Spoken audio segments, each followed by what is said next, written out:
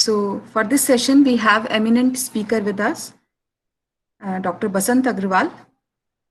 He is an assistant professor at Department of Computer Science and Engineering at IIIT Kota. Sir has completed a PhD and MTech from MNIT Jaipur and BTech from MBM Engineering College Jodhpur. Sir research interests are machine learning, natural language processing, deep learning, and big data analytics. So Sir is going to deliver his lecture on sentiment analysis using convolutional neural network. So it would be very great to learn sentiment analysis using CNN. So I request uh, Basant sir to start his Yeah, lecture. And yeah. Many thank you, thanks sir. for, thank you, Pooja ma'am. I would like to thank you for inviting me for sharing my knowledge related to convolutional neural network and for the text processing NLP. So, firstly, I will say that what is the aim of this session and what I am expecting and what is expected that will cover in this session is that the objective of this session is that as per discussion with the coordinator that we want to have a hands-on experience and some practical exposure. So my personal objective for this session is that I want to motivate you and that programming and implementation of a deep neural network is not a big task. It's very easy. So those who are not new and who are willing to start learning deep learning algorithms and implementation, so I would like to show you that the implementation is very easy. I will demonstrate you some code and we'll understand that if you know the concepts of the convolution neural network, CNN, RNN, and algorithms, if you know, so implementation part is very easy. So what I will do is I will start with the recap of the algorithms. I'm assuming that you have already exposure to backpropagation neural network, multi-layer neural network, and then I will discuss. I will go through it very quickly, and then I will describe how the convolutional neural network generally works for the text classification, and I will show you what is the difference when you apply it for the images. And then I will demonstrate different algorithms that different architectures that how you can implement. So I will demonstrate you, and then we'll discuss. You can interrupt in between if you have any doubt. Okay. So now I will start, and I will share the slide.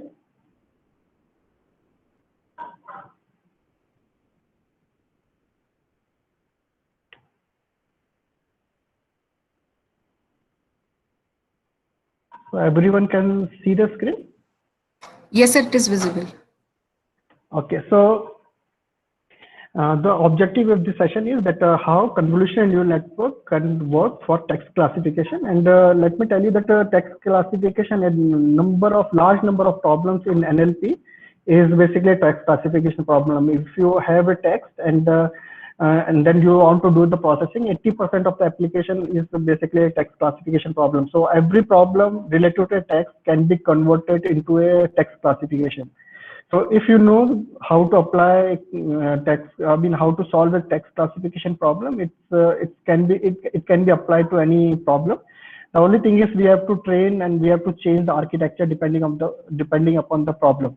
Okay, so I will demonstrate you because I could find the interesting data of hate speech detection because sentiment, positive, negative, it's very kind of easy standard problem, but I thought to take slightly more complicated problem. So I will demonstrate you that on the hate speech detection problem, that is a 3-class problem. Okay, so this is the outline which I'm going to go through it. Like I will discuss introduction, then quickly recapping that neural network, how that works, because it is very important to understand convolutional neural network, and I'm hoping that you all know about it.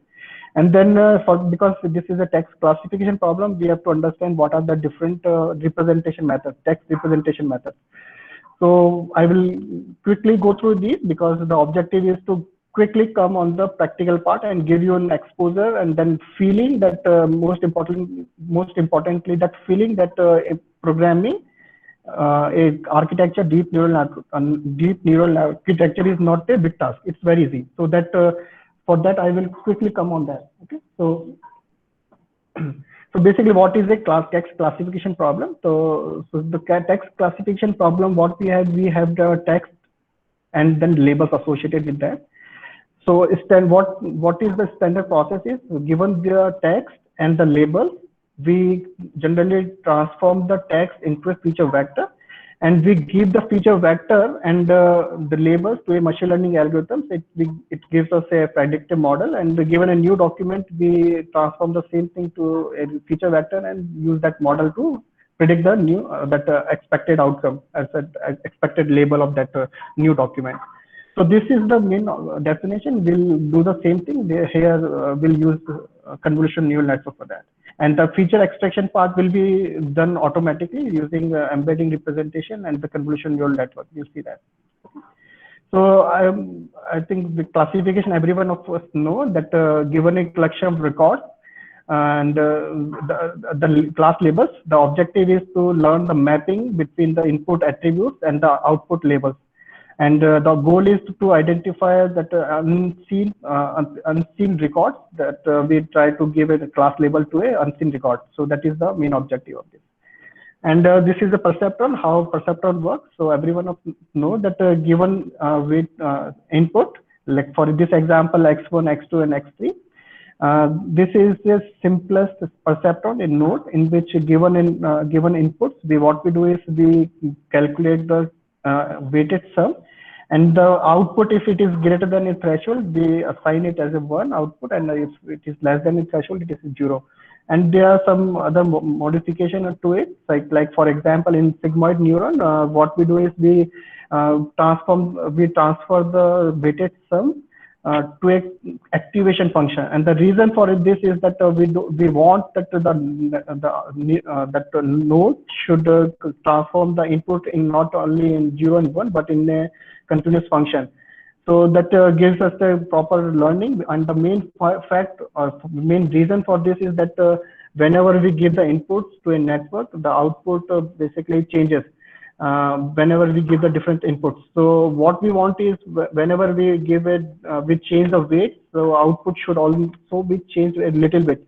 So in the perceptron, the output becomes 0 or 1, so that flips. So that is one reason that we use this sigmoid or activation function. That apart from that, it should be derivable, and it is easy to adjust the weights. Okay, so then we have a backpropagation process that tells to how we train a network. Given the inputs, what we do is we calculate the weighted sum, and then we transfer it to a activation function. Then at the output we calculate the output and match it with the actual output, and we calculate the error. And on the basis of the error, what we do is we backpropagate the error and change the weight. So I hope everyone of us know that how backpropagation works. So this backpropagation is just a process in which we see that what is the error, and on the basis of the error we change the weight. So generally what happens is we are confused with backpropagation and the learning algorithm. So let me tell you that backpropagation is a process that gives us the way that how we'll change the weight. And how much weight should be changed, that is a different thing that we'll see in the stochastic learning algorithm. But this is in process, backpropagation process, and that means that whatever the outcome is, and based on the error, we backpropagate the error and we change the weight. So this is the process, is the backpropagation process, and how much weight should be changed, and it should be added or it should be subtracted. It should be increased or decreased. It will depend on the learning algorithm.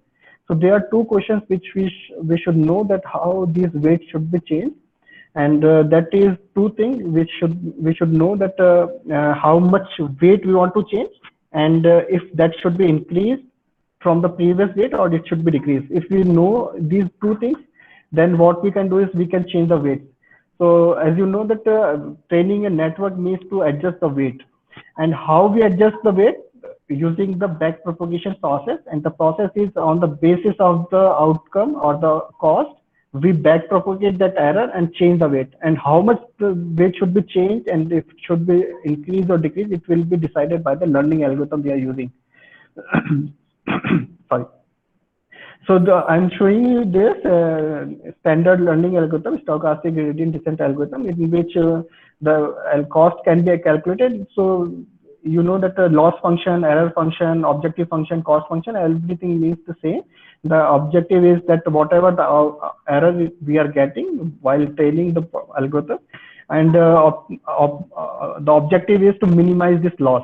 And for this, we have this gradient descent algorithm in which we can change the weight depending upon the two things. One is the this neta, that is a learning rate. It gives you the value that how much weight should be changed. So if you want to make the changes in bigger steps, so then it means that the learning rate is high. If you want to make the changes in a small step, that means learning rate is slow.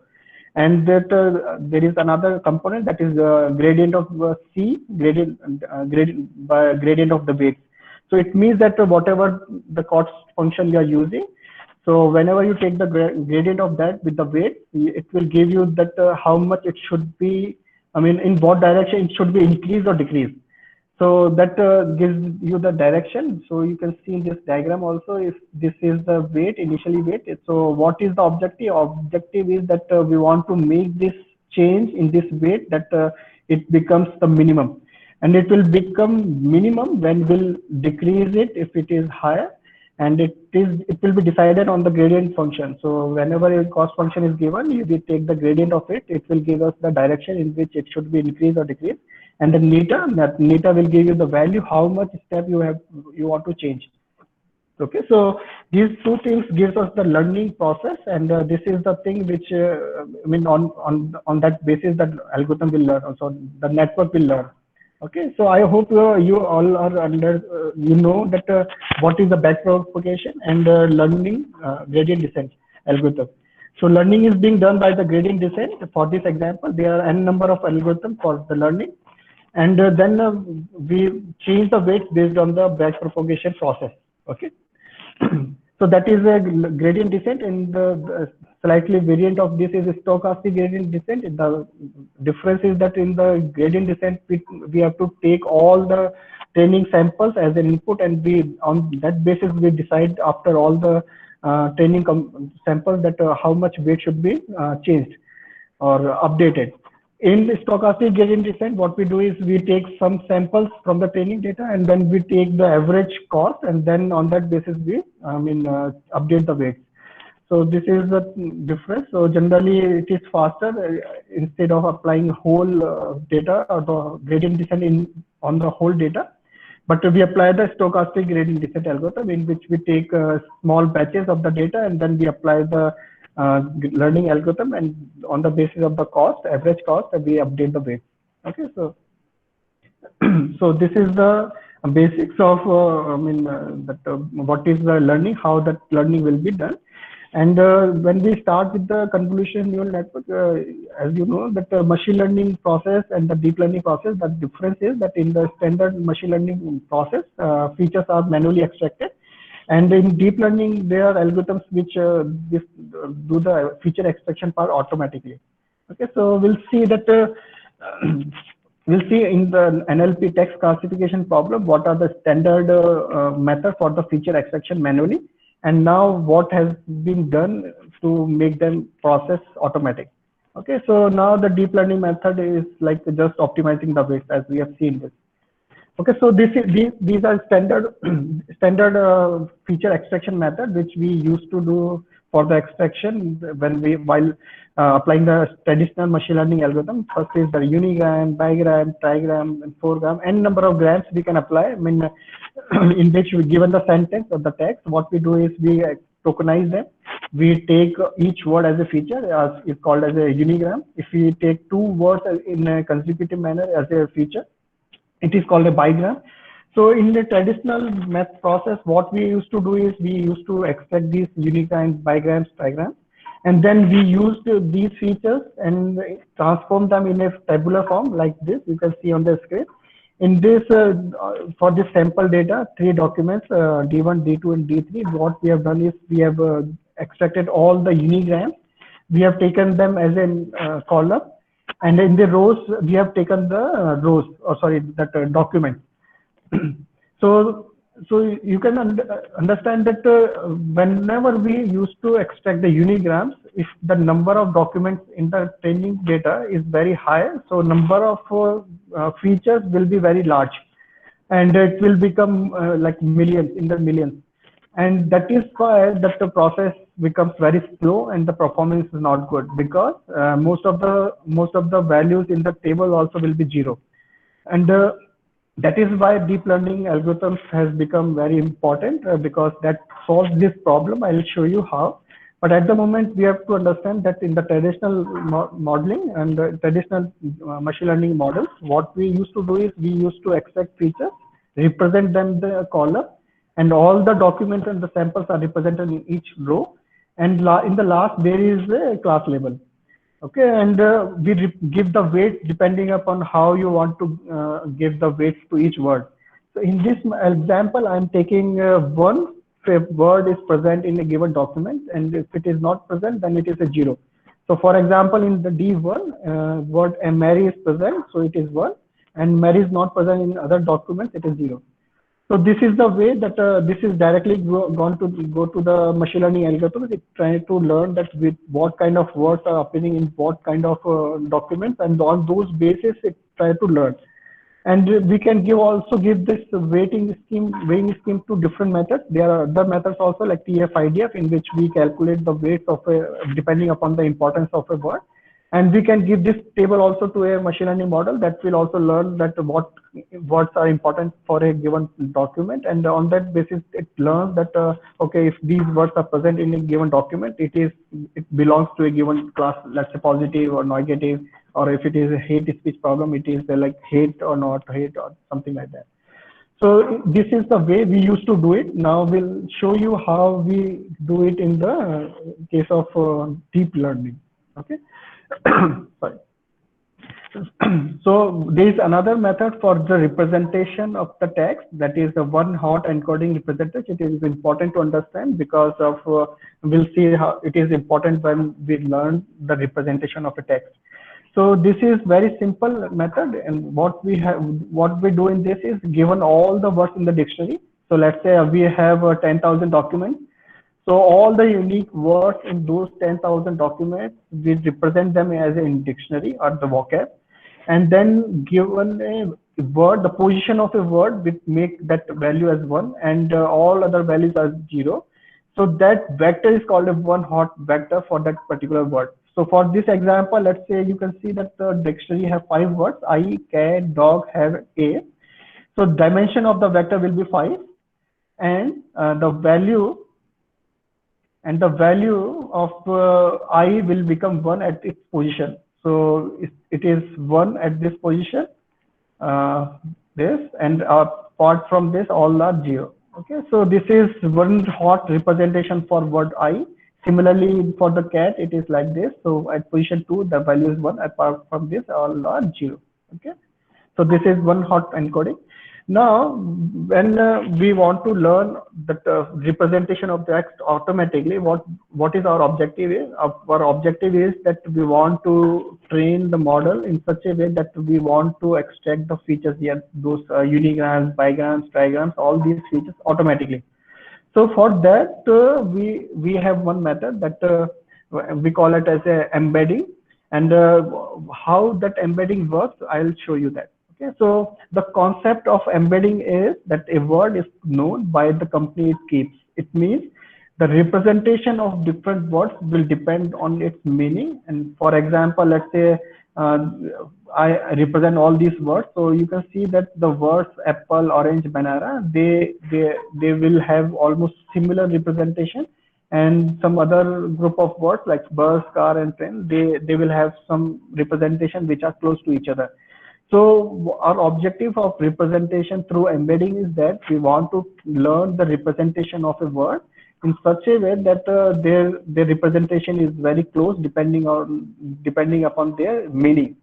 Earlier, what we were doing is we were representing, let's say, for example, apple, like if it is appearing 1 in the document, it is 1, or on the basis of importance, it is some value, some numerical value, but that is not a semantic or important information.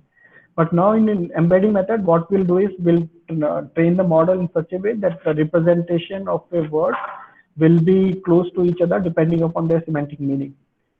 So what is our objective? Our objective is to train the model or to learn the representation of word. For example, this is a word currency, and what we'll do is we'll have a vector of some values, and those values will be from, let's say, 1 to -1 to 1, and all these values will be in such a way that another word which is semantically similar to or semantically close to the currency will have almost similar values, and that means that the representation is semantic, having the semantic meaning. Okay, so the embedding means given a word, let's say this currency will have n dimension. So it can be, let's say, 100, 200, and 300, and depending upon our choice and depending upon our problem, we represent the embedding in a n-dimensional format, and that format will be in such a way that they will be close to each other depending upon their meaning. For example, see this cat representation of cat is this in a 7-dimensional format. So if I represent a word cat in 7-dimensional embedding, so it is like this. And if I will also represent a word kitten, it will be very close to each other here, and it will have slightly far from dog and other like horse, houses. It will have a quite far representation, and you can see that the values of this is also quite close to the words which are semantically similar. So that is the property which we want to learn through the embedding representation. So this is our task, and then we'll see how this will help in training the model and learning the representation for unigrams, bigrams, and trigrams. I hope you understand the concept of embedding. So I will now show you some algorithms by which we can train this algorithm. I mean, learn this representation. The objective is, given a word, we want to train the model, or we want to train an algorithm, a neural network in such a way that the representation for cat will be learned in such a way that another words which are semantically similar or semantically close to the word cat will have a semantically close relation or representation. Okay. So there are two algorithms for this that comes under the word-to-word, and their algorithms are continuous bag of words, SIBO, and the skipgram algorithm. And the concept is that to predict the word given the context for the SIBO, and that the skipgram is reverse of it, in which we predict the context given the word. I will explain you with a very simple example, and you will understand how it works. Okay, so this, let's say this is an example sentence in which I have highlighted this word banking. You can see that turning into banking crisis as. Now you can think that banking can be anything. I mean, bank word is very ambiguous word. It can be related to a financial bank. It can be a banking that is near to a river or something like that. So depending upon context words, we try to learn the representation of word banking. So for this sample, what we do is we use the representation of turning into crisis and s. On the basis of these 4 words, we'll try to train the representation for the word banking. Okay, so how we'll do it? Let's see how. So what we do is, initially what we'll do, we are taking these 4 words. On these 4 words, we'll train the model for representation of word banking. And for this, first step is we'll represent the word turn, all these words in using the word count encoding, and given these 4 words, representation of these 4 words to a neural network, it will give a output. Output will be that banking, because the concept is model predicts the current word depending upon the context. So it will, the output will be the representation of banking, and given the representation of the 4 context words. So this black box is a simple neural network, a single layer, one layer neural network. Given these 4 words, this will train the this will learn the representation of the word. So this is an example to demonstrate you how we'll do it. So let's say this the input is a 1 word, and that this is a one hot encoding representation of that one word. That means the position at position I, the value is 1. Output is 1 at a given target word, and this is one hidden layer or one layer neural network in which we give the training and we train this model, and in the one layer we have n dimensions. This n dimension will be that dimension of the embedding. So all the weights which are connected between the input and hidden here, all these weights will be taken as an embedding for each word.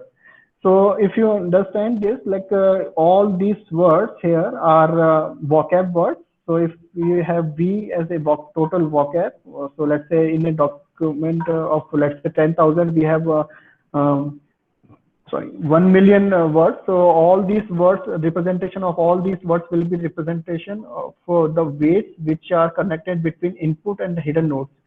So if you can visualize it, let's say for first word, so it will be connected with the n nodes like this.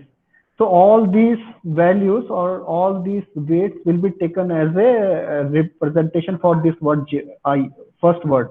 Okay, and likewise all the words will have the representation. So these are the embedding, and this is one method for learning through the SIBO algorithm. And the reverse of it is skipgram, in which what we do is we reverse the process, in which we give the target word as input here as the input, and the output will be your context word. So for this example, the turning, into, and crisis, and all these words will be target, and the banking will be your input. So that is your skipgram algorithm. So depending upon the data, we use this one layer neural network to train to learn the embedding of words given in your training corpus. So I'm quickly going through it, and so that we can quickly come to the hands-on part. Okay, I hope you have the idea of how the embedding is being learned. It's a very simple process in which we have a single layer neural network, and in this input will be the one hot representation of the context word, and the target word will be and the output will be the target one hot encoding of the target word. That's it. And then after the training from the whole corpus, we take these words as an embedding of each word. Okay. If you have any doubt, you can ask. Now, to understand the convolutional neural network, we should understand what is the convolution process. And if we understand the concept of convolution, we'll understand the whole convolutional neural network.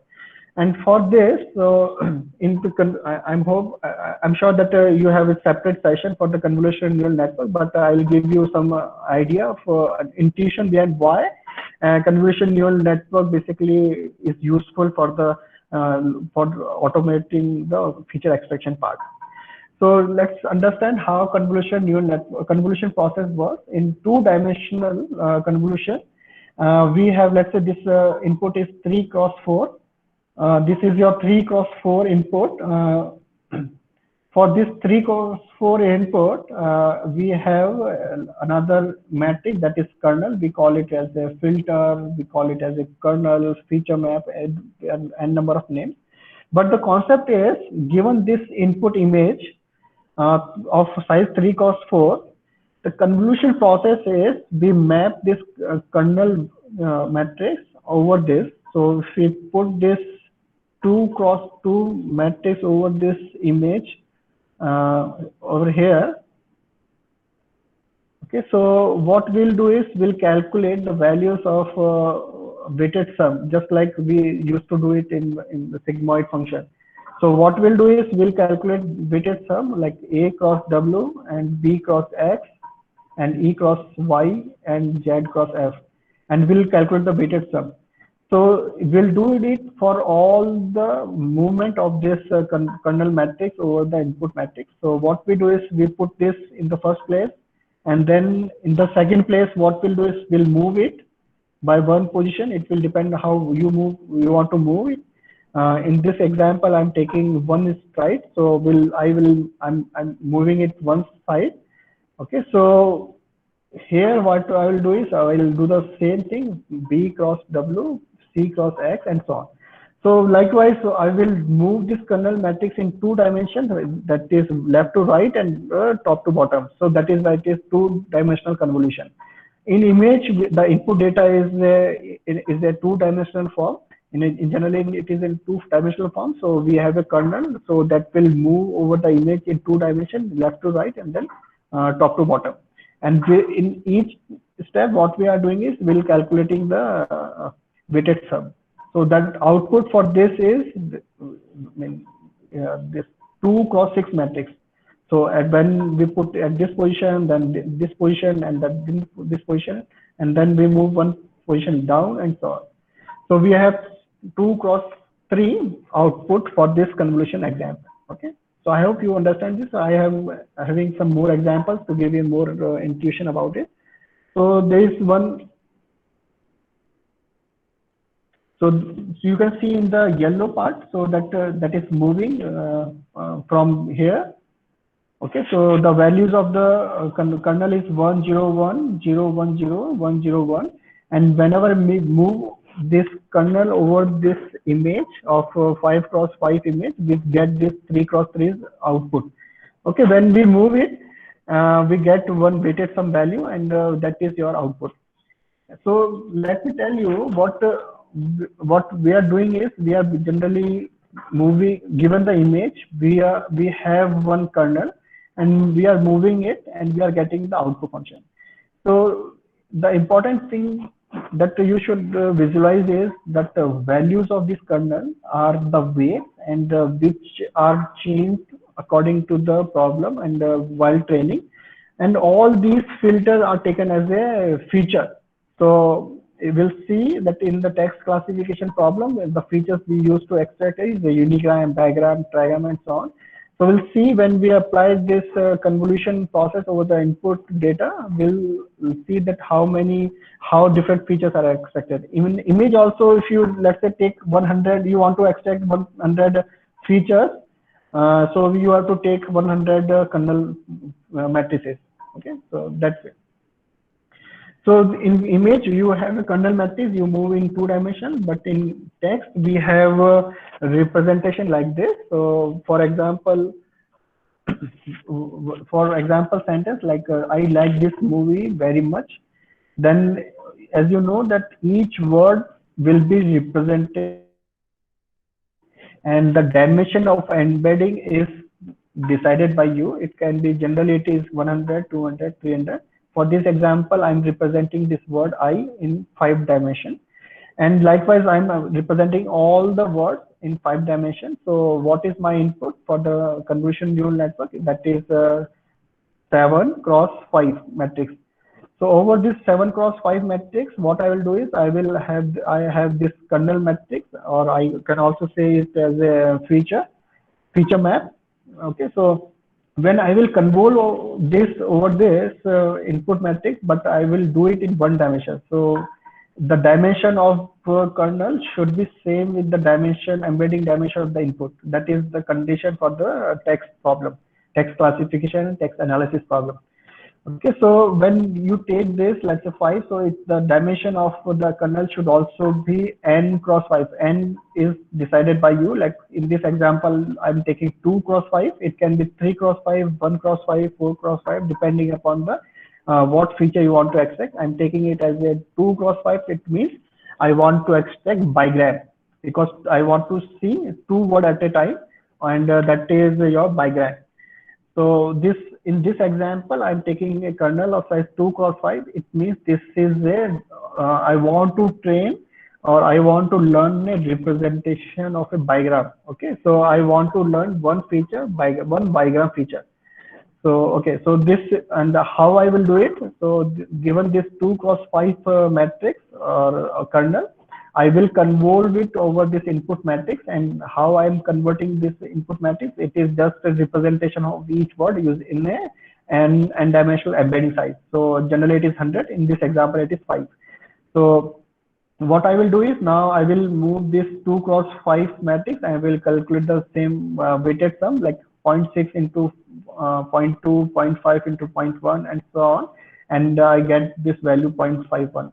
And then what I will do is I will move it to one position down. it will depend upon you how you want to move. If you want to take 2 steps at a time, that is called as stride. I mean, if you want to take more steps at a time, you can do it. But in general, in tax classification, we take 1 step at a time. Okay. So once I take second step, so I'm at this position. This value is this. So what I will do is I will do the same thing. I will calculate the weighted sum, and then on this weighted sum, I will do the same process, and I will get this all these 6 values.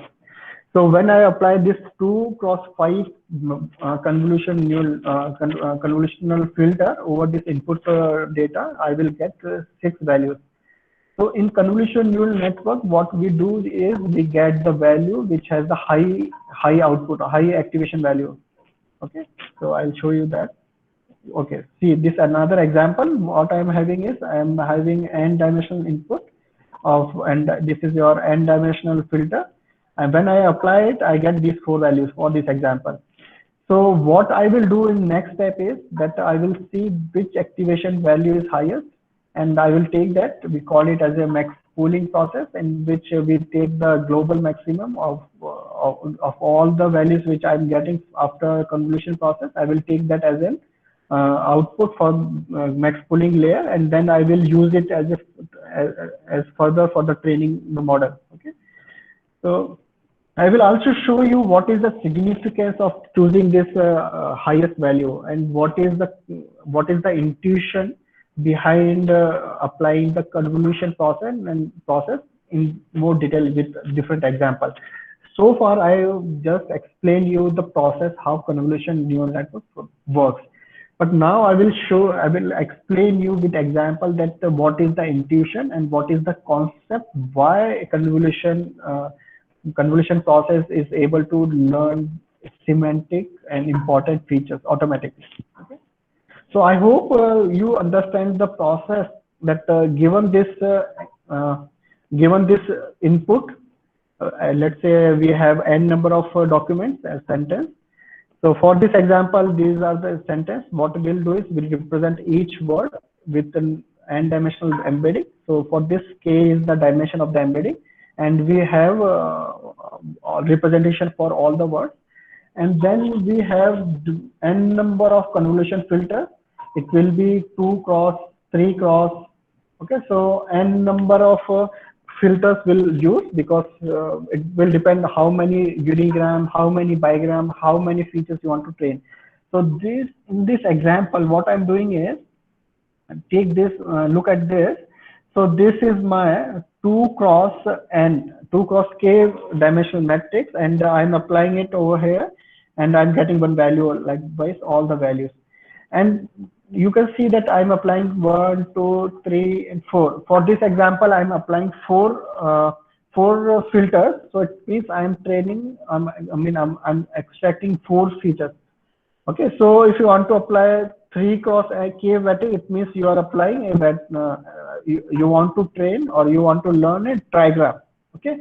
So depending upon your choice, depending upon the problem, what we do is we have to decide that how many unigram, how many bigram, how many trigram you want to learn. And this is a hyperparameter, and depending upon adjusting the hyperparameter, you generally train the model.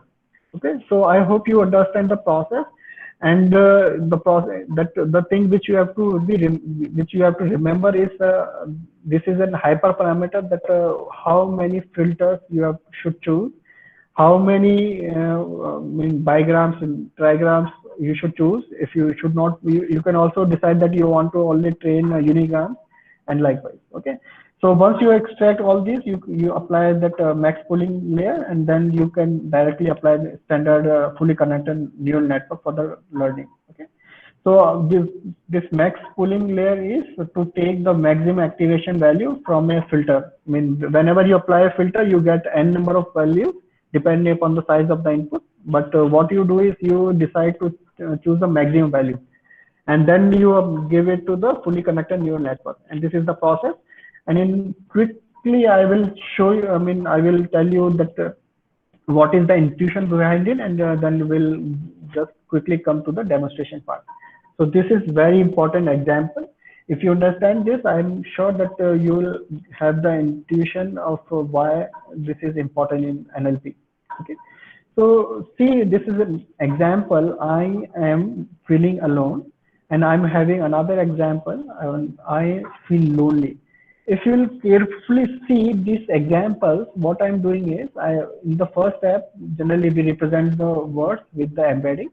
First word is represented like in three, let's say three is the example in which what I'm doing is I'm representing I as 0.2, 0.1, minus 0.3.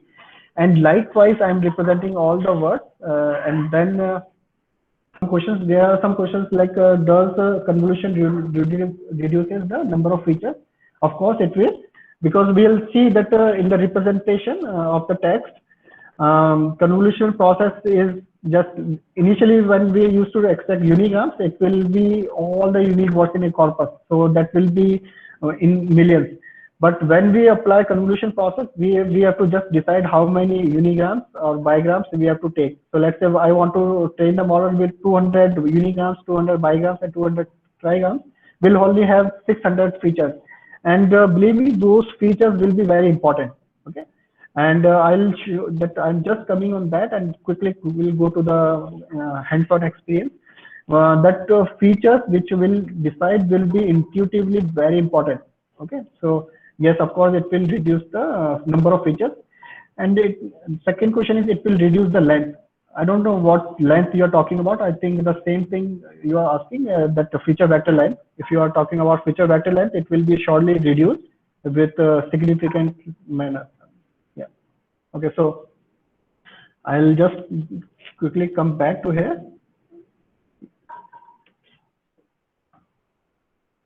Anyone, if you have some questions, you can ask. Okay, so I'm sorry again. See this example, I am feeling alone. And in the first step, as you know, that the representation of this word will be semantically similar. That is the first thing which we have to be ensured. That is the purpose of the embedding, in which I'm showing you that this the representation for word, this highlighter. Representation for word feeling is like 0.2, minus 0.5, sorry, minus 0.5, 0.1, and so on. So this is a requirement that the representation of words will be semantically close to each other if they are semantically same. For example, feeling and feel, they will have a quite close representation. So that's the important thing. If you have good representation, embedding representation, then only that intuition will work. So that is the reason if you have very low or less amount of data, so sometimes convolutional neural network doesn't work well. So that is why the embedding of the representation is good. Then only this algorithm will work better. And that is one reason that we take the pre-trained embedding from provided by Glow or Google and so on, and we try to avoid training our own embeddings. That is one reason. Okay, so given this input sentence, we have this this matrix, and when I give this, so let's say this is the dimension of the convolution. That is, as you know, that whenever you will apply the convolution, the column will be same, and the dimension will depend on what you want to train. So for this example, I'm trying to train a bigram, and when this bigram will move over here, so it will have intuitively, it will have a high value. That, for example, 0.94. When this will have at this position, I take another. When this convolution will have at this position, it will have very low value. Can you think why? It will be because this over time, this convolution filter will have the values which is very close to this feeling and alone.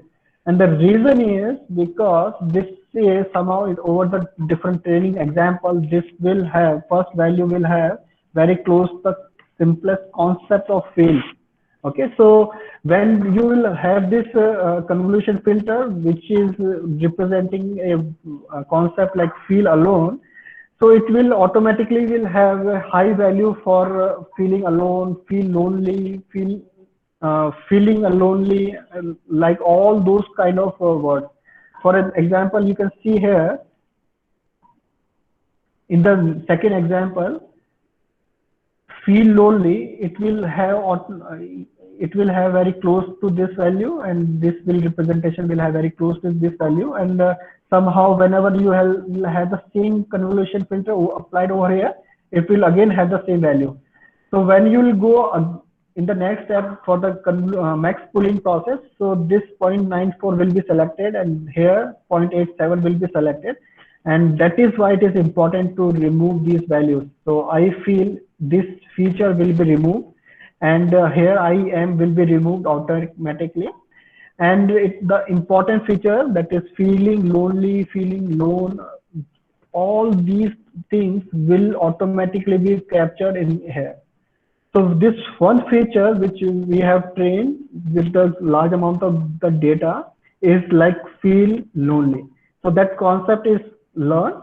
And now if in the sentence it is feeling lonely, if it is feeling depressed, because depressed and alone will also will have very close representation, and likewise any concept which is related to feel lonely, feeling alone, feeling depressed, like all these will be taken care of, and it will be represented by only this one concept or one filter.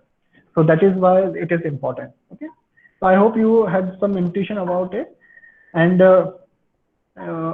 this is another example to give you a feeling that given a sentence, we represent it in a matrix, and depending upon what you want to train, like unigram, bigram, and trigram. So these are for this example matrix. It means I want to train a 4-gram, and if there are two such filters, it means I want to train two 4-grams, and likewise here I will train two trigrams and then two bigrams. And when I apply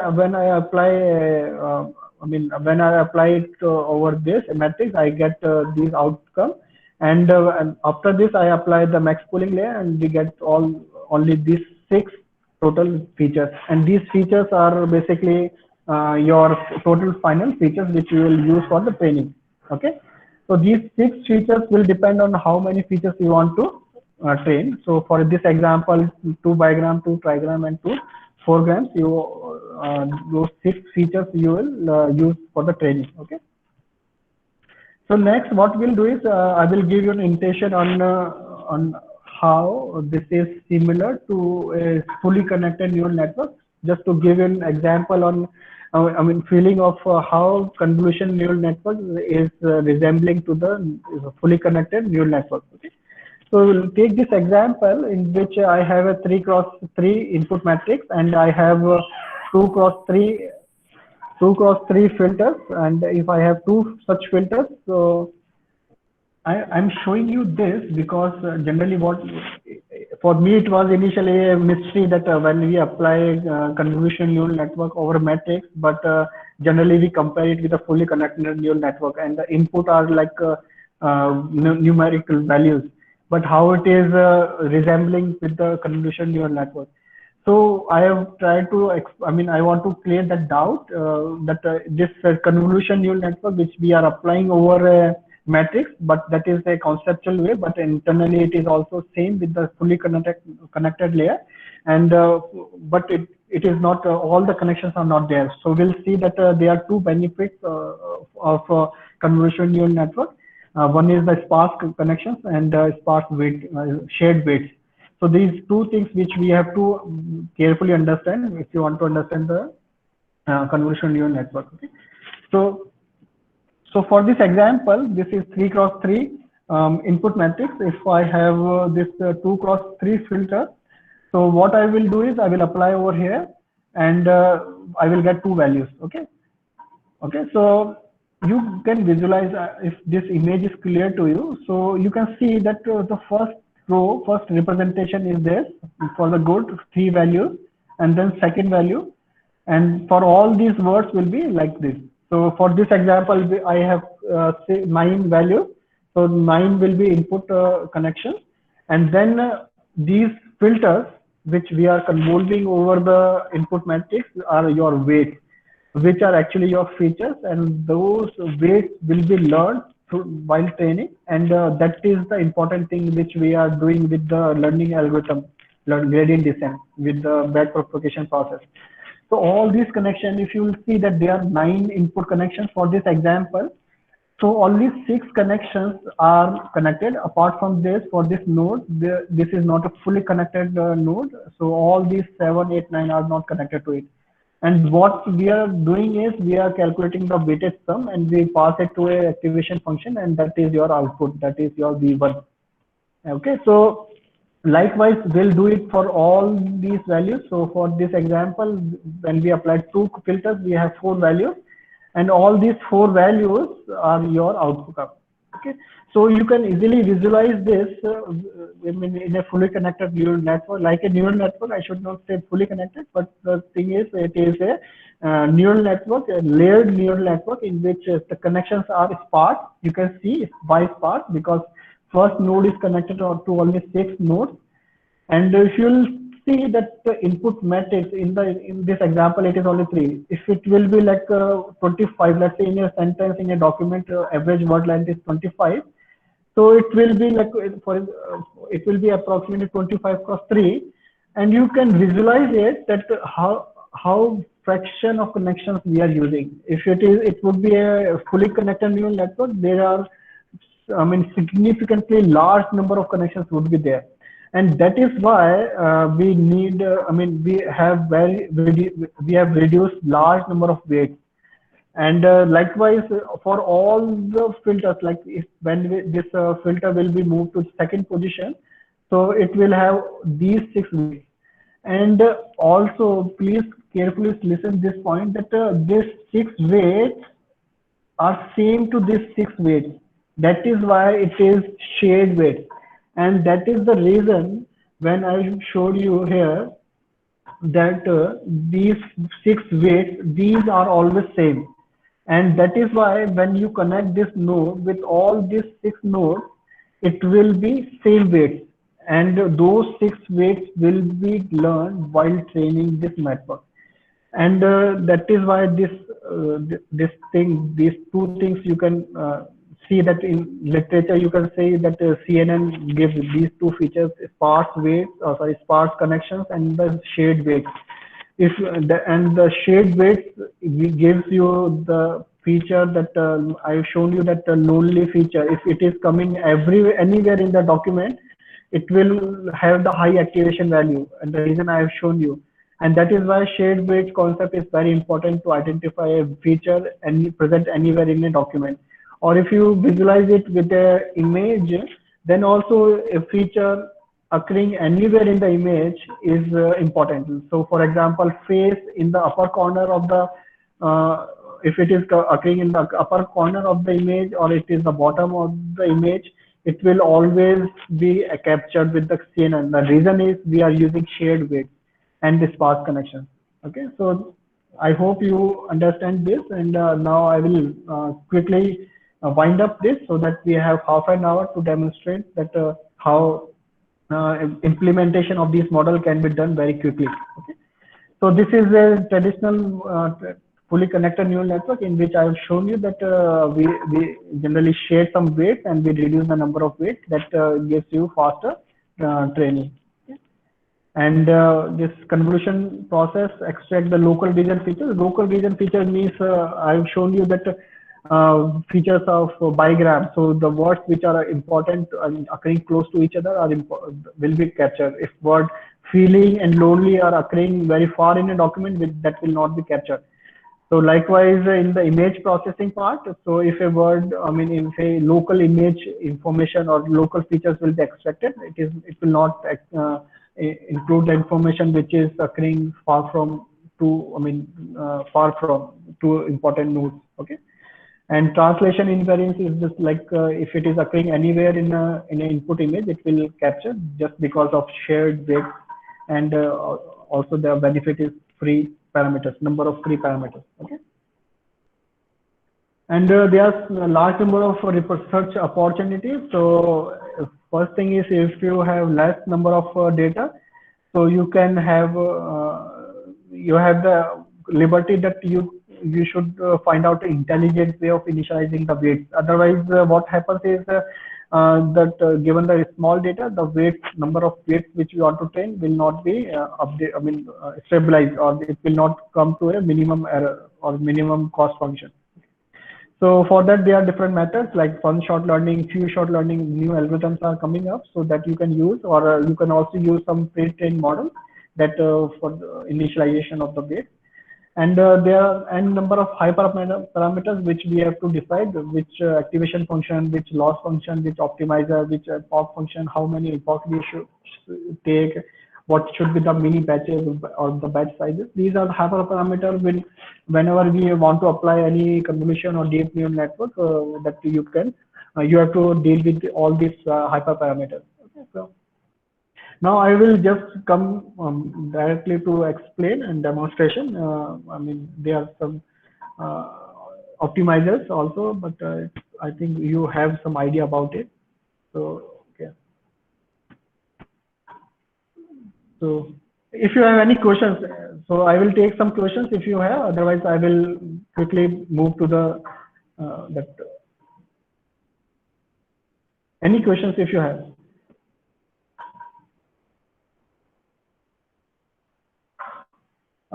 One question I can see in this chat is how we are having two values in one-dimensional convolution. I don't know how two values, where.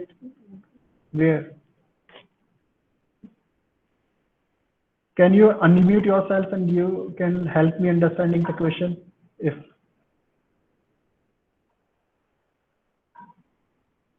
see, there are no two values in one dimension. Actually, what we are doing is we in the one dimension, what we'll do is we move. Okay, let's see this example. In this, this is your filter.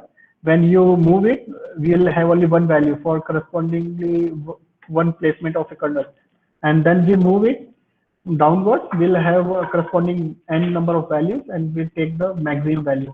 And the concept I have already told you that that feature which is important will have the high activation automatically. Okay, so I think I have answered your question. Another is some attendance. Okay, I have the written slide. I have problem with my mind. Okay, so I don't see any other question. So I hope every one of you are enjoying the session. Okay, if you have any question also, you can feel free. Okay. So I will stop sharing the slides, and now I will show you that.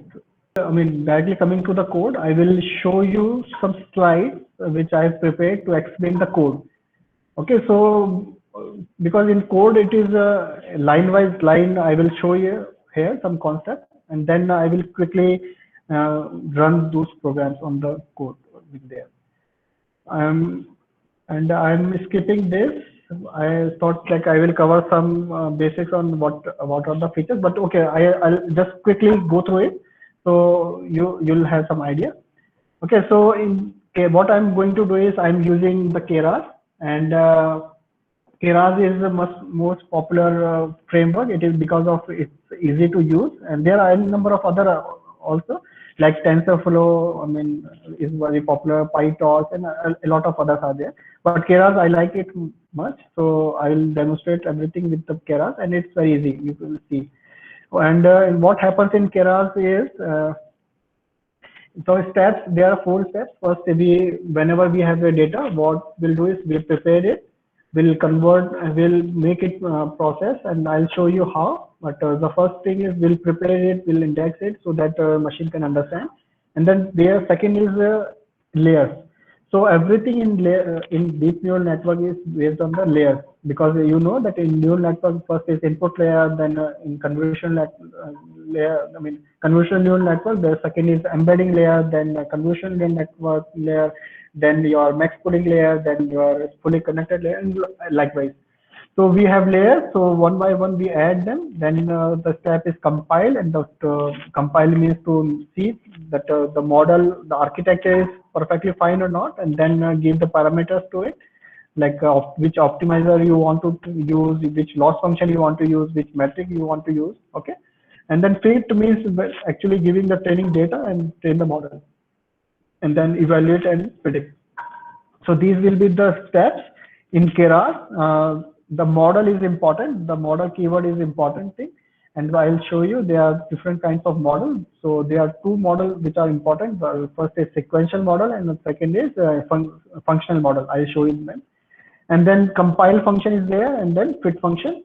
And for each layer, there are, for example, dense layer is your fully connected layer, then convolutional layer, pooling layer. Okay, so these are available in your Keras.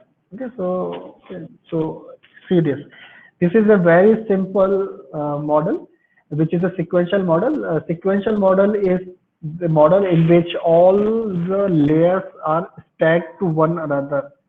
So if you remember the example which I have shown you, in the first example, in which first layer is input layer, then embedding layer, then CNN layer, then your max, all are in a sequential manner, then you can use sequential model. And if you want to see, or if you want to train a model in which you have different ages, for example, I have taken another example in which I was extracting 2 unigram, 2 bigram, 2 trigram, and likewise.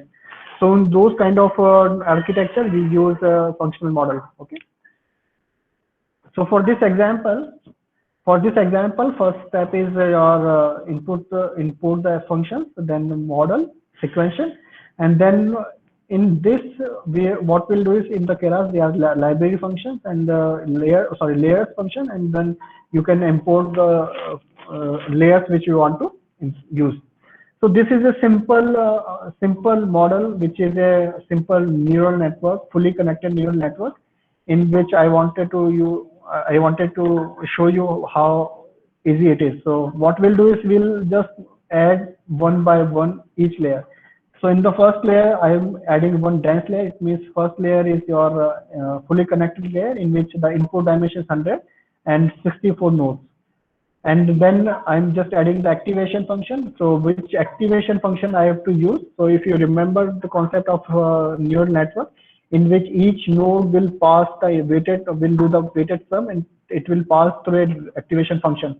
So you can choose your own activation function. You can decide here. Okay, and in the second layer, I'm taking 10 nodes and I'm using a software function, and that's it. So this is a simple neural network I have created. So I have just taken 2 layers, in which first layer is having 100 nodes, then 10 nodes as in the second layer, and that's it. So this is a simple neural network. And the next step is you can use the compile function, and you can supply which loss function you want to use, which optimizer you want to use, which metric you want to use. Just give these things, run it, and that's it. So this is the thing, you can use it. You can give more parameters to it. I mean, depending upon the which activation function, which optimizer you want to use. You just plug and play. I mean, you change the loss function, optimizer, and change the hyperparameter, and then see what algorithm is giving you the best performance. Okay. And the next step is, once the model is done, you use .fit function, and here you give the epoch size and the wedge size, and give the actual training data and labels to it. It will train the model, and then you can see what is the result, and then predict. So this is a simple neural network in which I need 2 layers. And if you want to train a model for the CNN, what you have to do is you have to just change this layers here. So instead of using the dense layer, you will use CNN layer and embedding layer, and so on. So I'll show you that. Okay. And the second thing which I was showing you, that if you have more than one input or you have branches, you will have to use a function model, in which one input is from here and one input is here. So for example, if you have a problem in which you have text as input, and apart from the text you want to give some numerical values along with it, so you can use a function model API, and then you can merge the input of those different branches, and then you can create one single model. So for that you can use a functional model. Okay. So I will show you all these things with an example, and you can try yourself with your data, and then you can. Okay, so quickly you can see that one more example, but it's very easy. I hope you understand this. So this is a example of the functional model. So this is the same thing which we have done in the previous example, in which we had only one layer of 100 nodes here, and then were 10 nodes in the output, and we were doing the simple task in the first sequential model. In this example, I'm taking input model that earlier was a sequential model. It is an input model, functional model, in which if I want to train this, I want to build this model in which I have one hidden layer of nodes, let's say 32 nodes, and then in the hidden layer, and then there is two outcomes. So I have done something wrong here, but you just see that this is your input. So input is 32 nodes, and output you want is 32. Okay. So how we do it in the functional API? You give it as like this. One is your outcome, and then input is your function, which shows that the input data will be given through this. So what we have to do is we have to give the shape. So shape for this model is 32. So whenever you give a vector or the data, actual data to it, so it should be having a dimension of 32. And then what I have to do is this output A will be passed to the next layer here, and the next layer name is B.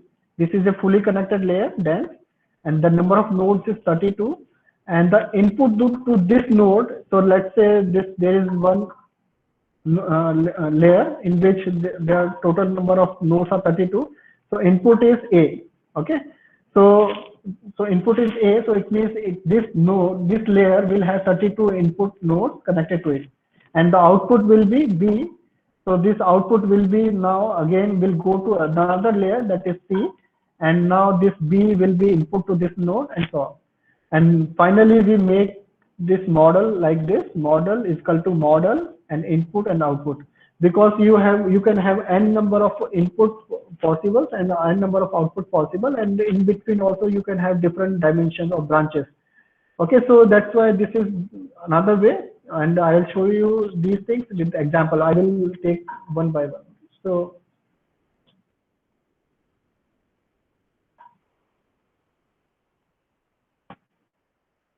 can you see this stage? Yes, sir.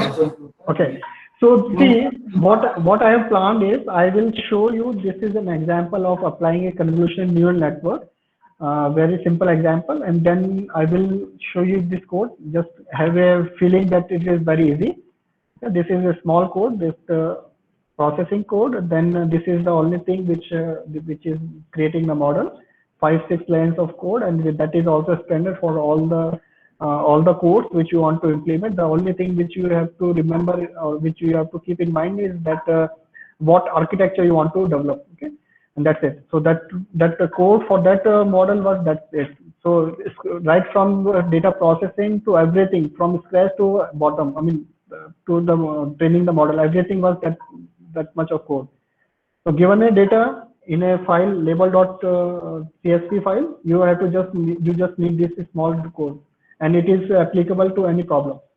And if you want to change the network like this, when you have multiple convolutional neural networks in stacked together, then also you have to just change a little bit here and there. That's it. And the code is very simple. I will show you this. Now this is another example in which I want to I have different branches, and I will implement it with the input model. So you can see here that it's very simple, and once you know the concept, it's very simple to implement. The only thing is you should know what algorithm, which model you want to train. Like how many layers you want, how many features you want, how many convolutional neural network you want, how many input you want. So that you have to decide depending upon the problem, and then implementation is just stacking the layers one by one. That's it. Okay, so now what I will do is I will explain you this first code line by line, And then at the same time, I will demonstrate you on my Jupyter Notebook. I hope you all know how to run a Jupyter Notebook and run a Python program. So to install Keras, there is a very simple command that is on Windows. You can install Anaconda, or if you are using Linux, then you can use the pip install Keras to install it. Okay. So see, let's see how we can do this. So okay. We have 15 minutes, and I think we can understand everything in this time. Okay, so first thing is import the library. So Panda and NumPy, it is for processing the data, that for PDs for reading the CSV file, and then these are Keras functions which we'll use. So I'm using model sequential, and the later I will also use model input, that is functional API model. Okay, so in the first example I will use a sequential, and then this is functions for the pre-processing and padding. I will show you how it will work. And then layers, so different layers, that dense layer, convolution layer, okay, and LSTM and all these layers. Okay, and then this is model. Okay. So first thing, after importing the required library files, so first thing is import the data. You can simply import the data with this pad.read.csv file, and then you can read and then see the shape also. Okay, so that's the very easy thing to import the data. And now this is the thing which is very important when we apply text processing. I mean, when we pre-process the text for the CNN. Okay, so this is important. We'll understand it line by line. Okay, so in the first thing is this is the variable vocabulary size. I have set it to 30,000. It is not important. I mean, it is not necessary, I must say, but it will depend on how many training data you have. So this, it means that you'll have maximum 30,000 words which are occurring mostly, I mean, which are mostly frequent. All those 30,000 features will be taken into consideration for training. So if a word is a rare word, it will not be included. So that you can decide how many words you want to train on. Okay. So what this function will do is, in the first place, is the tokenizer class is to take all the words, and it will tokenize it with the space. And if you supply this 30,000, it means now it will return 30,000 vocab size. So frequently occurring 30,000 words in your training corpus will be returned. I hope you understand this. Now in the next step, this is very important, build the word index. So you know that in machine learning algorithms, machine learning don't understand text. They need numerical values. That's the real. I mean, that's on numerical value. It is possible to compute the cost, and all the things, all the computations are possible on numbers. Okay, so we have to convert all the text in a way that will be converted into numerical values. So first step from the text is we'll convert it into, I mean, we'll tokenize it with the word, and then what we are doing is we are fitting on the text and we are taking the word index. I'll show you in the course that how we'll do it. But I mean, as you like visualize it, like all the words will have one unique number, and we'll do it on this. So I think I should parallelly I should come there so that you can see. Because we have less time, so I think I should directly show you the code also and then explain here. You can see this screen, right? Code screen, Jupyter Notebook. Not right now, sir. Jupyter Notebook not visible. Because instead of, I mean, doing it over there, I mean, I think it will be, because we have a limited time, so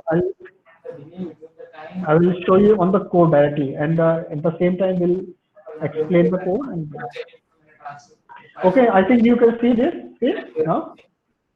Yes, sir, it is visible now. Okay, so in the first step, this is your simple importing the file, and then this is your what I have shown you, that import the data. And in my data, what I have is I have a hate speech problem. This is your hate data, in which in one column I have the tweets, and in one class, this is your class labels associated with them, and I have three labels of it. One is the hate, and second is offensive, and third is neither. So I have three classes for this, and to import the data, it is a simple function, pd.read CSV. Okay, so when I use it, so you can see that the data has been read. It's very easy. Now you can see that what are the labels. So what are the same size? The size is that we have 24,783 rows and the sample, and I have in the CSV document I have 7 columns, but we are only interested in 2 columns. One is the class label and the one is the tweet, the text. And the objective is, given this text document or text sentence, the objective is to classify it into one of the 3 classes. That is, if it is a hate speech, if it is an offensive language, or it is neither. So this is the problem. And what I'm doing is I just imported the data, and now see, this is the code for pre-processing.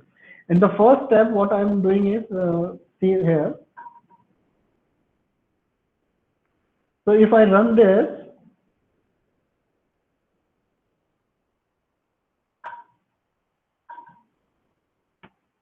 word index, so you can see what it is doing. So I have 30,000 words from the vocab which I have taken. Okay, and now with this fit on text, what it is doing is it is giving a tag for each word. So for example, it is having 5, it is having 6. So it is giving a position number or the index number for all the words. So this is what we are doing in this step. Okay. So once we have the index value for all the words, next step is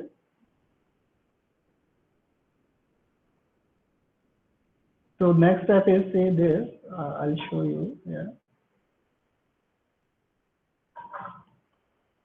So next step is we have to convert them into sequences. So sequences means, if you can visualize it, if I demonstrate you the sequence for the first sentence. So it means that sentence 1 has all these words.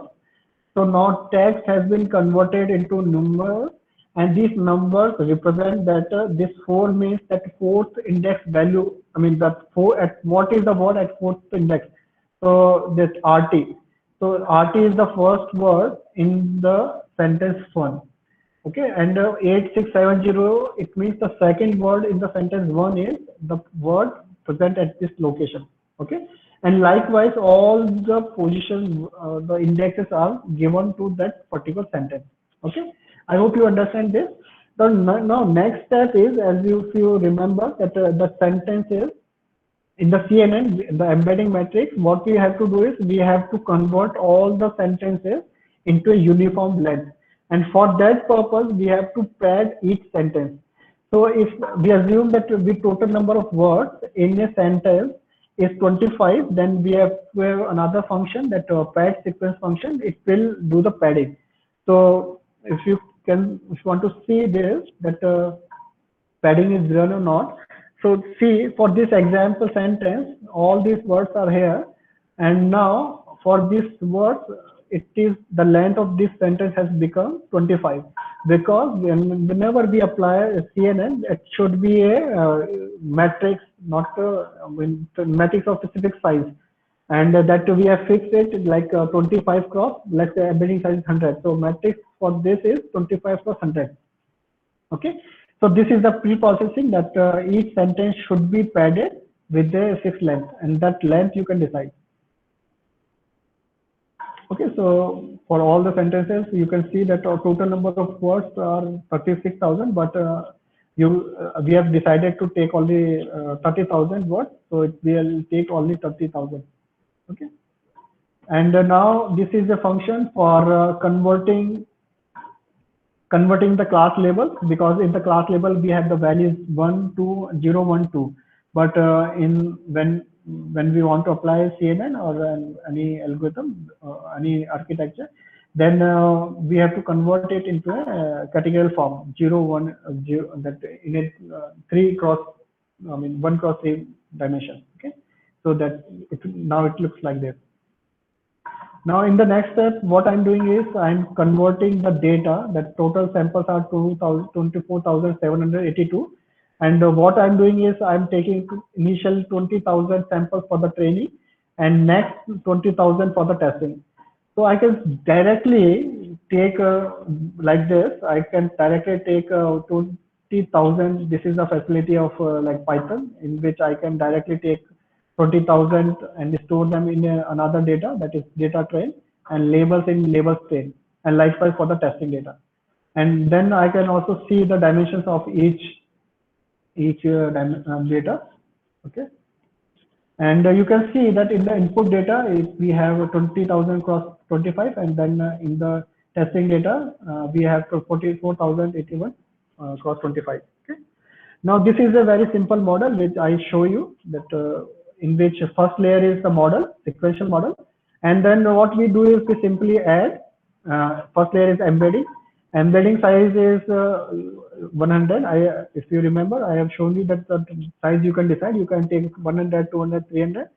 So this is the first layer embedding. The parameters are, first is the total number of words which you want to take. We have decided to take 30,000. So first parameter is 30,000.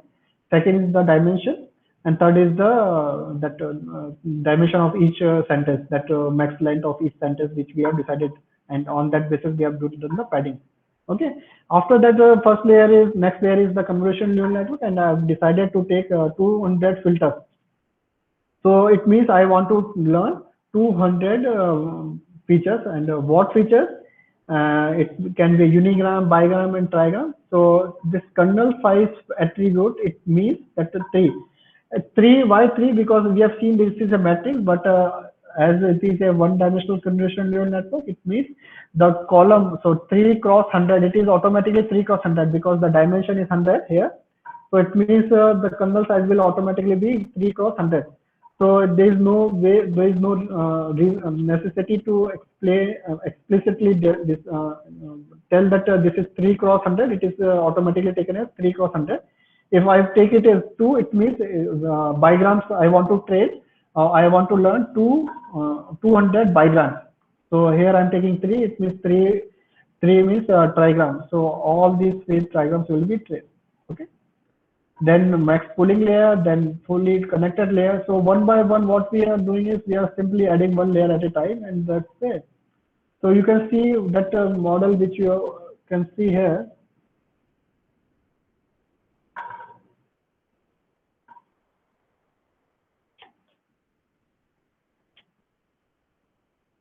In the first layer, this is embedding and then convolution. Then after that, this is the global max pooling and the fully connected layer. So each layer, one by one, you can add, and there are parameters. You can decide that for this dance layer, how many nodes you want here, how many filters you want here, and so on. And after that, you have to just compile, giving the parameters, hyperparameters, that loss function, optimizer, and matrix. And after that, you just give the fit function. Fit function is for actual training. When you run this, you can see that you can see the model also, the dimension of input layer, and then all the things. And then when you train it, you will see that model, once the model is run, and once you train, if you want to test it, you can see that accuracy. Okay. So I hope you are getting, so that implementation of that is very simple, and I hope you have got some confidence. If you want to implement, it is very easy. The only thing which you should remember is that what model you want. Okay, so what model, how many layers, how you have to set the parameters. That is a hidden file method, and you can also use the grid search method for doing that process automatically. Because we have lack of time, but I hope I could give the confidence that the implementation is not a tough job. Once you know the concept and you know what architecture you want to implement, and you can easily do it. So the same thing which I have shown you is here with another way of doing it, that is some functional API method in input, and you can give each input. You have to decide that what is the input layer and what is the output layer. Okay, so when you run this, you get some almost same accuracy. And another, I wanted to show you that in the last, and then I will wind up this, that how to merge the code. So this is very simple. The only thing is you have to, for each layer, you have to show that what is the input and what is the output for each layer. And when you want to implement this, and then this at this position you have to merge the output for the different inputs. Okay, so see this code. Here input for this is firstly that you just decide what is the input, and then you decide what is the first layer, that is the embedding. This is one sequence, and another sequence is here convolution 2. Convolution 1 is there, another is there. So there are two convolution applied in parallel. Okay, so here, and another is here. Okay, so you can see this is one convolution in which I am taking 3 like bigrams, and here I am taking bigrams. So in this code, what I'm trying to do is I'm trying to learn bigrams, 200 bigrams, and here I want to learn 3 means trigram and 200. It means I will train 200 trigrams and 200 bigrams like here. Okay, so this is your bigrams, this is your trigrams, and then both these two should be merged. And for this, there is a function concatenate, in which you can merge both the things, and then the same thing, which is like model, compile, and then fit and accuracy.